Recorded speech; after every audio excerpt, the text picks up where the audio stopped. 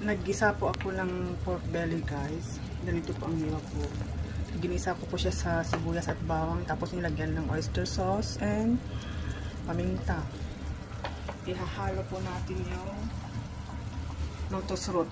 Mamaya po ihalo po natin siya, guys. Ganito po ang lotus root na sinasabi, guys.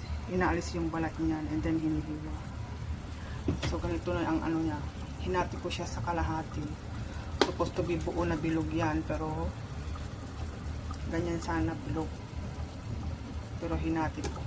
Masyadong malaki. Ihalo natin mamaya dyan. Guys, ihalo na po natin yung lotus root natin.